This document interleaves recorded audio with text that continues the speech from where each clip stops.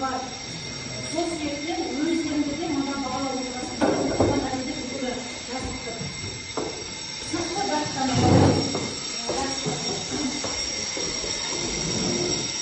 ал енді келелерге тапсырма. Бізде стратегиялық 6-шы тапсырмада елорда туралы шығармашылық жұмыс, одан кейін ереже жаттау деген иә? Жақсы. Қазір мен әжетке кім оқиды? Жақсасында. Елорда ол біздің Астана. Елорда барлық Қазақстанның қиын шешімдерін шешіп отырады. Мысалы, экономикасын, саудасын, өнеркәсіп өндірісінің шешімдерін шешеді. Биыл Астананы тұңғыш президентіміз үшін Нұрсұлтан деп аталды. Елорда тәуелсіздіктің бірегей жетістігі. Осы Қазақстанның барлық жағдайы осы Астана елордасы көмек беріп отырады. Елорда ол Астана деп бекер айтпаған. Себебі тұңғыш президентіміз, қазіргі президентіміз сол Астана қаласын көркейтіп, барлық Қазақстанды елорда көркейтіп отыр. Жақсы. Қабаданға жақсы Мадина. Елорда Қазақстанның бас қаласы және еліміздің мақтанышы.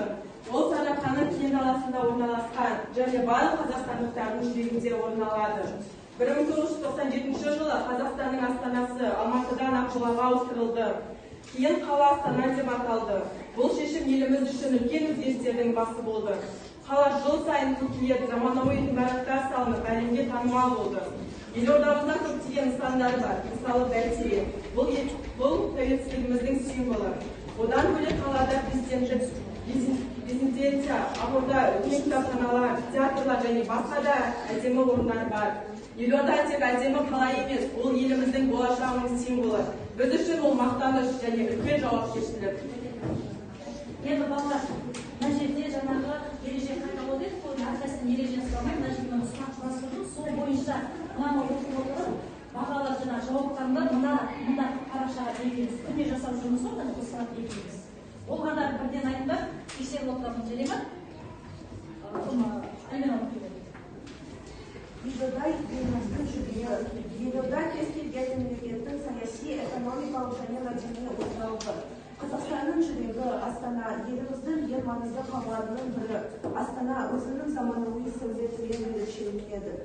Мұнда Бәйтерек монументі, Қаншаты сауда орталығы, Нұр Астана мешіті, сондай-ақ әлемге танымал Экспо 2017 кешені орналасқан.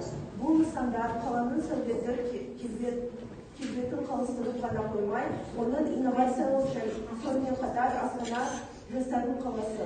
Мұнда еліміздің ең үздік оқу орындары орналасқан. Қала өзінің мүмкіндіктерімен жастарды білім алып, еңбек етуге ынталандырады. Қорыта айтқанда, Астана тек Қазақстанның астанасы ғана емес, бүкіл елдің болашаққа деген сенімінің символы.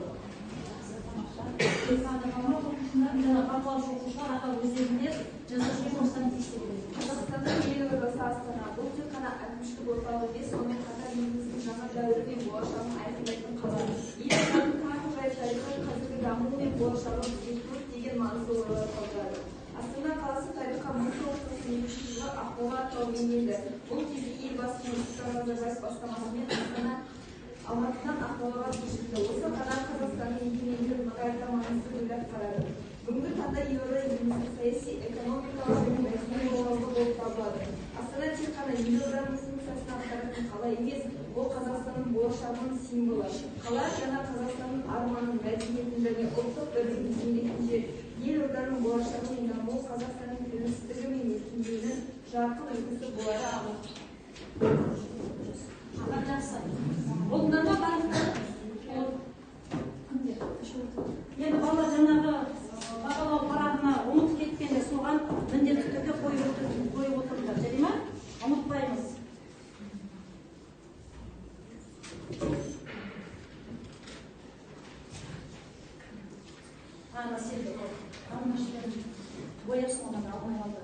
Жақсы, ары балалар.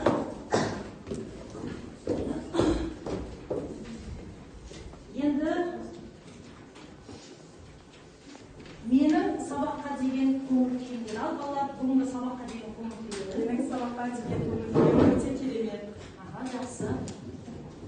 сабаққа деген көңіл күйім өте жақсы. Жақсы, ал қалғандарында жаңағы дәрісте сурет арқылы көрсете береді, және ма? Келесі, көршіңізбен амандасыңыз дейді. Жақсы, келесі. Балалар, біз жалпы қазақ тілі сабағында не істейміз? Біз байланыс жасаймыз, қолдаймыз. Жақсы, тағы да қосылған бар ма? Біз көптеген ережелерді өтеміз. Жақсы. Және қазақ тілі сабағында бізге тапсырыстың мақсатын береді, сол мақсатқа жетеміз. Жақсы. Ал досыма сәттілік тілеймін дейді. Жақсы, балалар, барлықтарыңа сәттілік. Ал енді тақтаға назар аударыңдар. Мына жерде қараңдар. Екінші бөлімде бұл нені білдіреді? Екінші бөлім. Иә. Ары қарай кеттік. Астана қаласының жаңағы орталық жағалауы дейді. Қандай өзен Астана қаласында? Есіл. Ары қарай кеттік. Астана дейді. Айта беріңіз. Астана ол арман қала. Астана ол арман қала дейді. Ал синтаксис деген нені білдіріп тұр? Әсел қала. Ол сөйлемді құрап тұрады. Яғни біз екінші бөлімді айтып өттіңдер, сол бөлімде бізде синтаксис бар, иә балалар? Жақсы, ал жалпы құрмалас сөйлем дегеніміз не? Сәлима. Құрмалас сөйлем дегеніміз екі жай сөйлемнен құралатын күрделі ойды білдіретін сөйлемді біз құрмалас сөйлем деп атаймыз. Жақсы, бүгінгі сабағымыздың тақырыбы жақсы, дәптерімізді ашамыз. Бүгін нешесі балалар? Қарашаның 21-і. Жақсы. Қарашаның 21-і.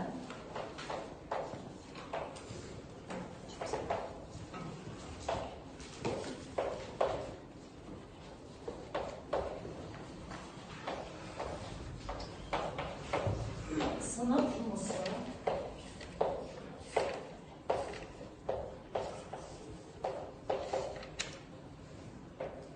Сынып жұмысы Есіл жағасындағы арман қала.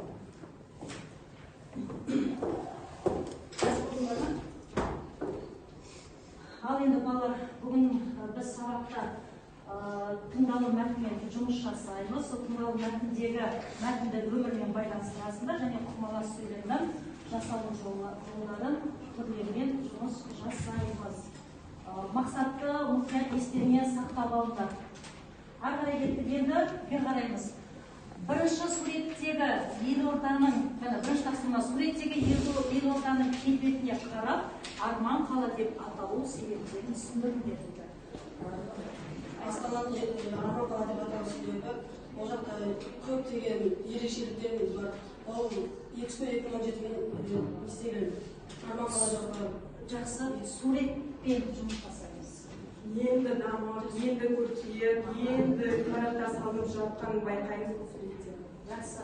Балалар алдарындағы жаңа бағалау кестесін ұмытпаңыздар. Арнайы тапсырмаға кері байланыс жақсы.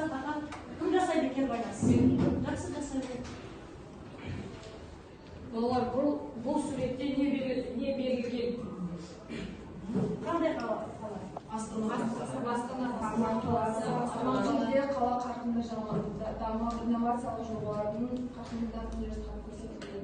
Инфрақұрылымымен ерекшеленеді. Студенттер жалпы дамып келе жатқан арман қала Астананы бейнелеп тұр. Бармайсыз ба? Жақсы. Ал енді екінші тапсырмаға назар Шаймерденовтың арман қала Астана өлеңін тыңдап, мына жердегі суреттегі арман қаламен байланыстырасыз. Ербол Шаймерденов, арман қала Астана. Ағылым атыраудан, Алатаудан, көш-қонды Қараөткелге талас алған. Жайнайды Астана ару алқасындай. Ғажайып ғимараттар жаңа салған. Сарыарқа сауырында, ерке есіл бауырында. Келеді бұл көтеріп арман қала. Арман қала, асыл дала, жаңа Астана, әз Астана, Астана. Төріне туған жердің туын тігіп, ерекше ел еңсесі бүгін биік. Астана ақ ордасы қазағының, алтын тәжақ маңдайға қонған сүй. Тағы да қайта тыңдаймыз ба? Түсінікті болды ма? Түсіне алдыңдар ма? Тағы да егер де түсіне алсаңдар, жаңағы тыңдалым мәтінінде өлеңді қысқа үзіндіден алынды ғой, сол үзіндіні мына жердегі суретпен байланыстырып көріңдерші. Ал мазмұн жақтары қандай болды? Бірінші суретте бұл жерде өзіміз айта кеткенде Астананың енді дамып, енді көркейіп келе жатқанын байқаймыз. Ал мына жерде қазіргі Астана біздің қазір көркейіп, дамып, қаншама ғимараттар салынып, мысалы Астанада басталып жатқанын байқаймыз. Және біздің қазіргі бәйтерегімізді, ортақ бәйтерегімізді аламыз, Туғыз Омар Студентінде. Тағы да алып қосарларыңыз бар ма, балалар? Мәдинаға сұрақ қойсам болады ма? Мәдинаға салыстырып, бұрынғы Астана, қазіргі Астана деп айтып көрсек. Және бәйтеректі біз нақты өзіміздің басты құндылықтарымыздың біріне жатқыза аламыз ба сол жерде? Жаңа айта кеткенімдей, біз жатқыза аламыз, себебі біздің тәуелсіздігіміздің бастысы ол біздің бәйтерегіміз. Біз бәйтерегімізді мақтанышымыз ретінде айта аламыз. Және де Астана қаласындағы Экспо 2014-ке бәрін барған шығарсыңдар, естіген шығарсыңдар. Сол жерде кіріп қалған кезде бізде қабырғада тарихи құндылықтарымыз, өзіміздің құндылықтарымыз және салт дәстүрлеріміз жазылып тұрады. Оны біз басқан кезде және бәрін ауызша айтып тұрады. Қандай құндылықтарымыз бар, соның бәрі туралы айтып, сол туралы түсіндіріп тұрады. Соның бәрін символымыз ретінде жатқыза аламыз. Қазіргі Астанамыз ол заманауи және инновациялық қала. Ал бұрынғы Астанамыз ол табиғи сұлулықпен және тарихи маңыздылықпен ерекшеленеді деп ойлаймын. Тағы да алып қосарлар бар ма? Балалар кішкене жинақталды. Мына жерде Сабина, Мадина екеуі ғана. Мына жерде Бәйтерек Астана қаласының ең басты белгісі және ол қаланың Қазақстан дамуын, өркендеуін, болашаққа деген үмітін бейнелейтін қала. Және ол бәйтерек, жаңа Мадина айтты, ол тек физикалық емес, және ол халыққа былай айтқанда ортақ құндылық деп есептеймін. Бұрынғы заманда біздің Астанада аз ғана халықтар өмір сүрді, ал қазір миллионнан астам адамдар өмір сүріп жатыр. жақсы Мына жерге айтқандай, бәйтерек ол Астанамыздың ең басты ғимараты. Мысалы, көптеген туристер Астанаға келген кезде бірінші бәйтеректі көреді, себебі сол бәйтерек өзі өзгеше ғимарат болып Астанада. Тағы да қоса кетсек, Қазақстанға барлық елге танытқан ол жаңағы Мадина айтып кеткенде ол Экспо 2017, оған қаншама елден адамдар келді. Мысалға айтқан кезде қазір шетелден туристер келсе, олар біріншіден Астананы қарайды, бәйтеректі қарайды, сосын кейін Экспоға барады. Ал енді балалар үшінші тапсырмада міне берісі бәрі алдарыңызда. Бұл жерде топпен жұмыс жасайықшы. Бір-бірлеріне ауыса салды, қарай салды. Жаңа өзімді бір-бірлеріне қарай салды. Мына жерде жаңағы үзінді деп, балалар мен сендерге мына жерде бір сөйлеуге айналысырасыңдар. Және ол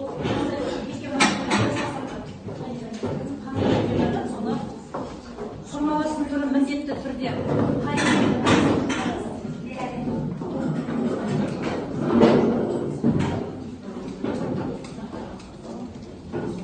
болсындар ма?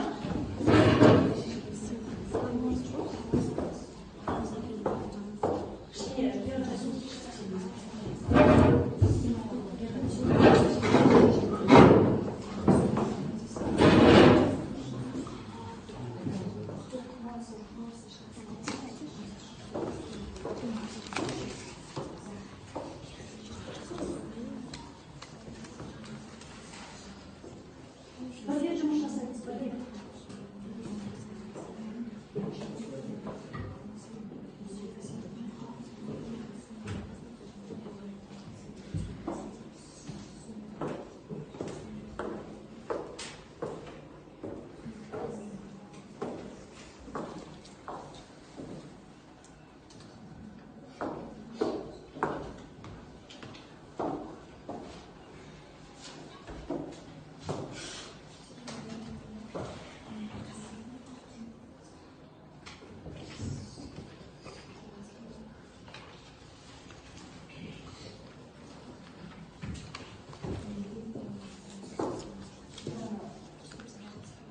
инстаграм жедел тапсырма береміз.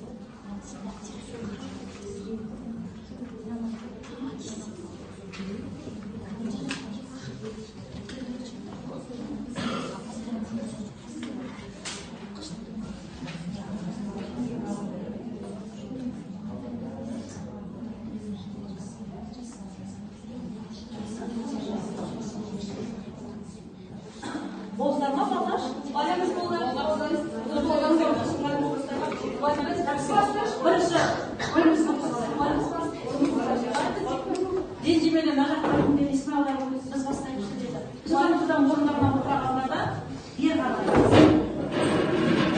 өзара келісімдер бар? Ал Исмаил баста. Атырауда, Алатауда, Қошкөлде Қараөткелге таласа алған. Жайнайда Астана Ару алқасындай ғажайып ғимараттар жаңа салған. Қырмалас сөйлем. Атыраудан да, Алатаудан да Қош ауылды Қараөткелге олар таласа қонды. Астана Ару алқасындай жайнап тұр. Өйткені ғажайып ғимараттар жаңадан салынған. Қырмалас сөйлем деп айтып кетті. Қырмалас сөйлемнің үш түрі бар: салалас, сабақтас және аралас. Біз осы жерде салалас, қырмаласқа айналдырдық. Міне Атыраудан да, Алатаудан да ауылды бұл жерде бізде салу бар. Және бастауыш тиянақты. Одан кейін Астана баяндауыш Атыраудан да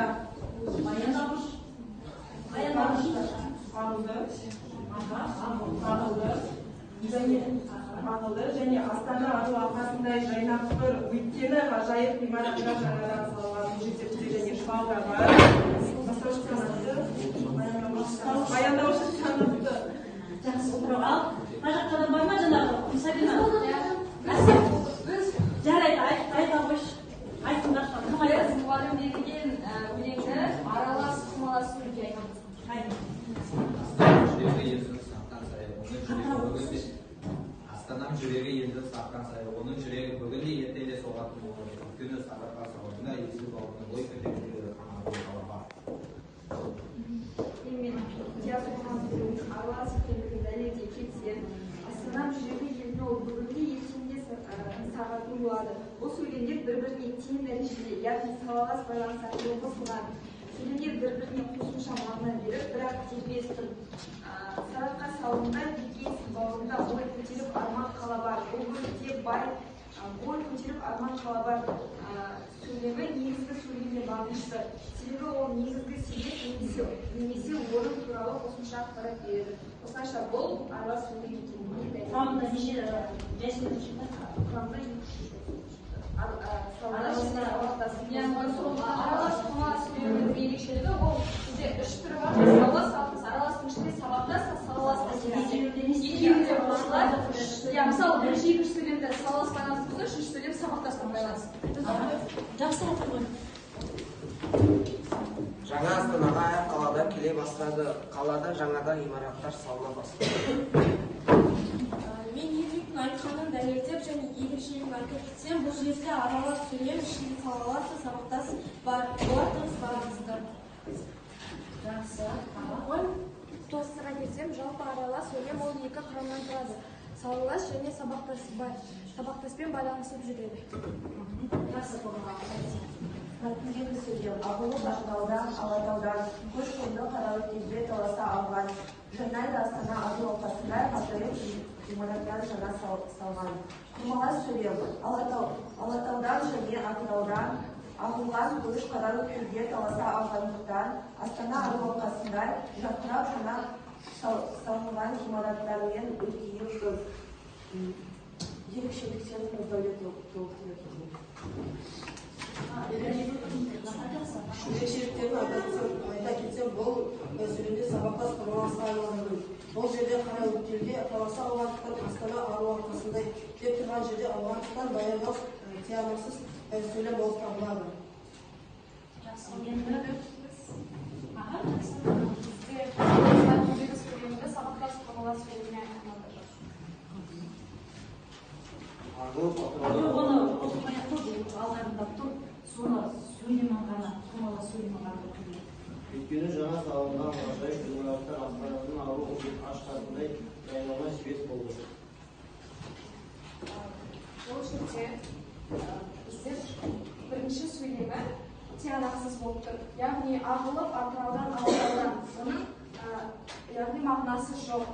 Ал бізде толықтырып тұрған жылау, өйткені ол екінші сөйлеммен байланысты тұрады. Енді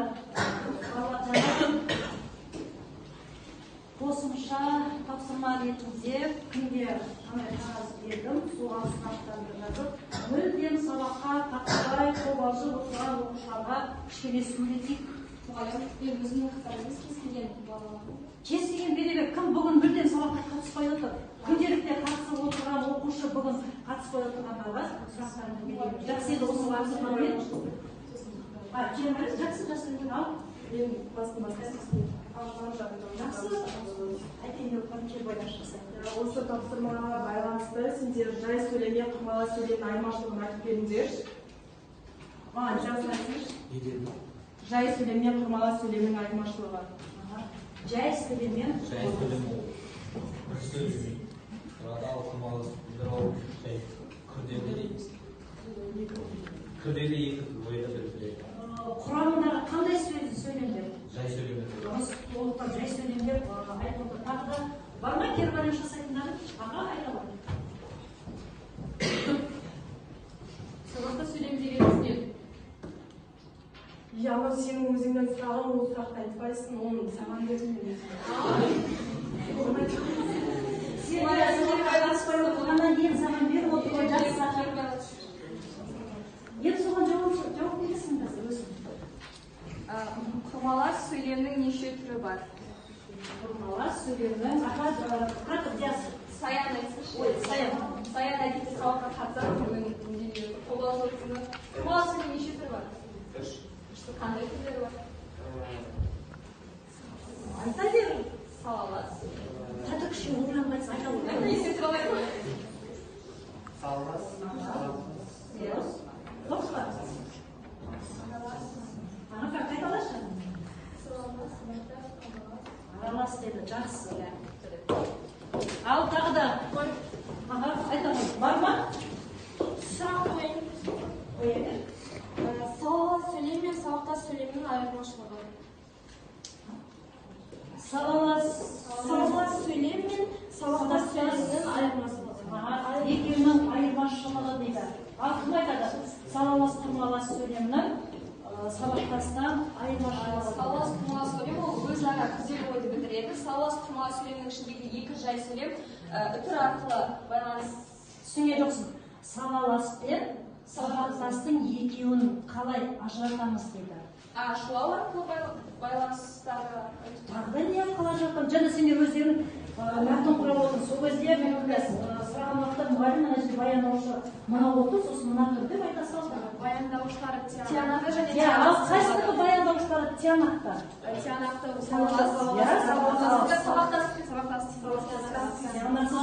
ол екіншісі. Тиянақсыз болуымыз оның екі жай сөйлем байланысына байланысты. Құрамындағы екі жай сөйлемнің баяндаушыларына қараймыз. Жақсы. Тағы да кімге қосымша сұрақ берді? Кімде бар алдарында?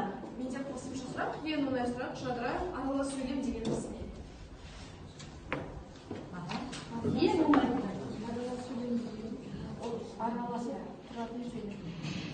Араласып тұратын сөйлем дейді. Әсия. Оның ішінде сабақтас. Ненің ішінде? Аралас сөйлемнің ішінде салалас пен сабақтас аралас сөйлем. Құрамында неше сөйлем? Екі немесе үш.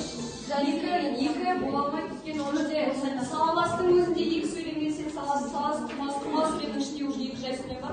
Араласта үш. Мысалы екі сөйлем салалас байланыстырса,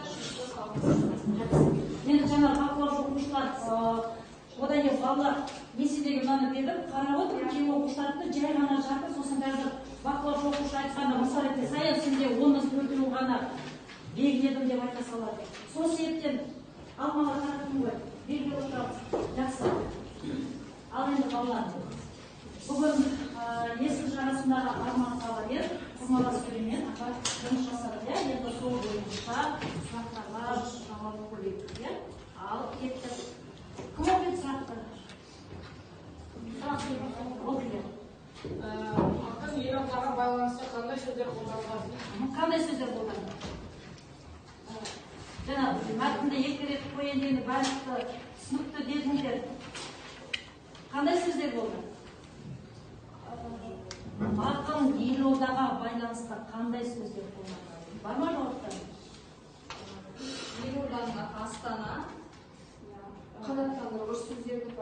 құндылықты Жаңа барлықтарына түсініктеме дегенде дәлелдер алып көрейік жауабы. Ары қарай кеттік. Келесі жылдан да оқиды сұраққа кез келгенде. Қазіргі таңда Астананың келбеті қандай? Жақсы.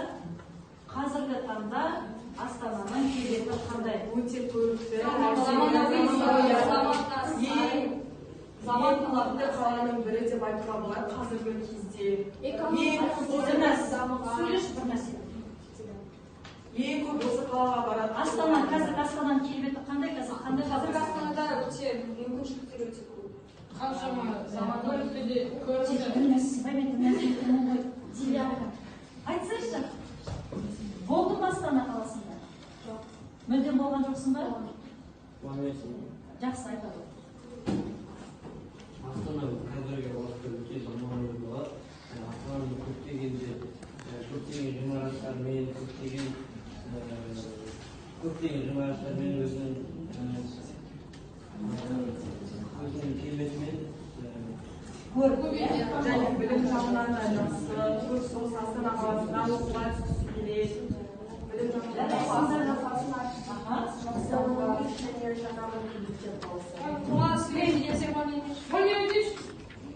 қалғандары жер үшеуін ғана күн бойы сөйлеп отырсыңдар.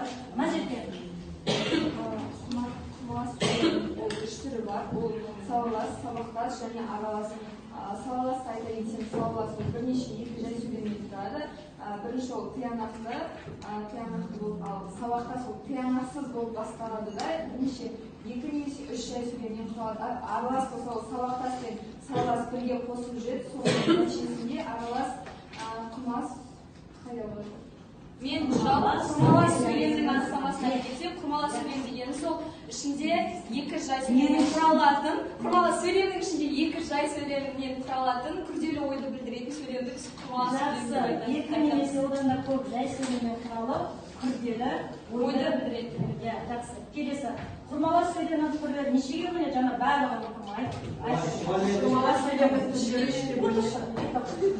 үшке бөледі ол сабақтас, аралас және салалас. Келесі. Салалас, құрмалас сөйлем дегеніміз не? Салалас, құрмалас сөйлем. Баяндаушы тиянақты, екінші сөйлем тығыз байланысқан. Жақсы. Баяндаушы тиянақты болып, өзара тең дәрежеде байланысады. Келесі. Кемінде үш сөйлемнен құралып, бір-бірімен салаласады, сабақтасады, байланысады. Сабина, айтпайсың. Қайтыры. Соны ойда. Қайсы? Аралас сөйлем. Құрмалас сөйлем. Жақсы, енді барлықтан күнделіктерді ашыларда 74-ші беттегі 7-ші тапсырма Қазақстанның астаналары туралы ізденіп, құрмалас сөйлемдерді қатыстырып, салыстырмалы эссе жазу. Үй жұмысын күнделікте жазамыз.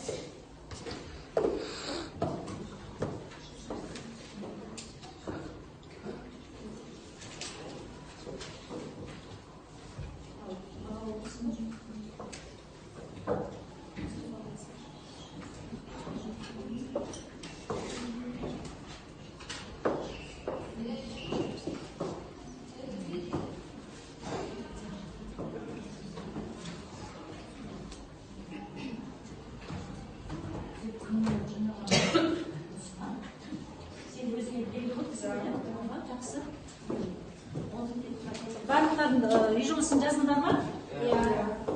Жақсы. Жаңа енді шығу парағы арқылы бүгін қандай тапсырма қызықты болды?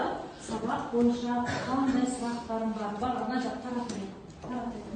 Мұнда жазамыз шығу парағы. Бүгін қандай тапсырма қызықты болды? Және сабақ бойынша сұрағым бар.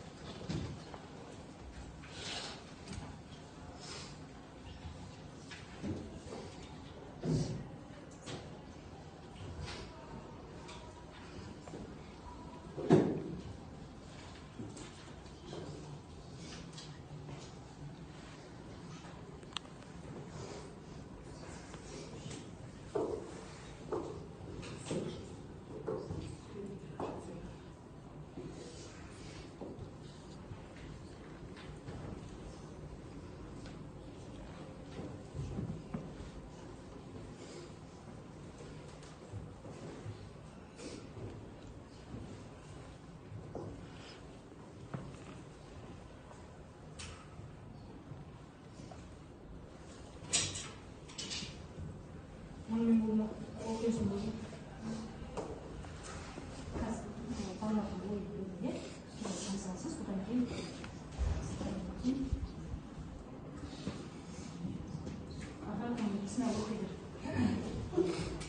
маған қызықты болған тапсырма ол бірінші және үшінші тапсырмалар, ал сабақ бойынша сұрағым жоқ. Сабақ бойынша сұрағым жоқ, жақсы. Жаңағы шығу парағын ана жерде түйеде бір қоршауға барып салайық. Балалар жаңағы қағаз шығу парағын жазып отырсыңдар ғой. Сол менен бірге кері байланыс жасаған оқушылар жас болған кейін анда қоржынға түйенің қоржынға барып салайық. Жақсы. Қандай тапсырма қызық болды жаңағы сауалда сұрақтар және де автономия медиадан туралы ал сабақ бойынша сұрақтар Жақсы болды.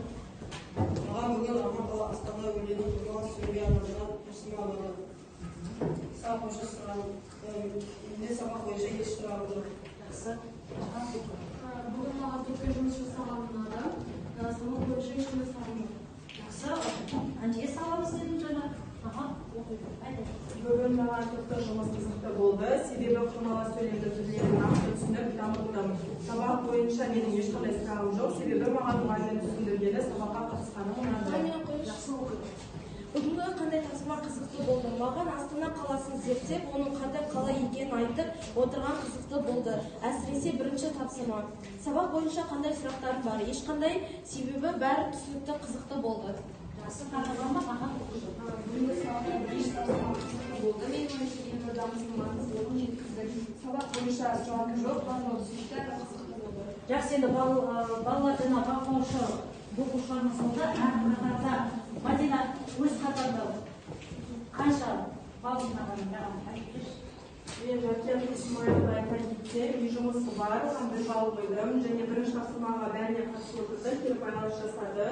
Екінші тапсырмада дәл солай сабаққа қатысып кері байланыс жасады. Үшінші тапсырмада оған кері байланысқа жасай алмаған, кейін оған 3 балл қойдым. Сабақты бекітуге сұрақтарға жауап берді. Сонымен жалпы 8 балл алды. Өзімде дәл солай бір үй жұмысына қатыстым, 1 балл қойдым, кері байланысқа қатыстым, бірінші тапсырманы істедім, оған 2 балл қойдым, екінші тапсырмада дәл солай 2 балл, үшінші тапсырмада кері байланыста жасадым, үшінші тапсырманы орындадым да өзіме 4 балл қойдым, сабақты бекітуге сұраққа жауап бердім, 1 балл қойдым, сондай кезде 10 балл, қалған балалар күн жазып бердім. Жақсы, екінші қатарда. Бүгінгі сабақта мен мекеме барысында балаларды шештім. Мекеме барысында үй жұмысы болған жоқ, мен оған балл қоймадым. Бірінші тапсырмада кері байланыс болмады, оған да балл қоймадым. Екінші тапсырмада кері байланыс болды, оған 2 балл. Үшінші тапсырма дәл солай кері байланыс болды, жақсы сөйлеп тұрды. Және де сабақты бекіту, сонда болған сұрақтарға жақсы қатысып отырды. Жалпы балл саны мен 8 балл қойдым. Және де өзімді бақылап жүрген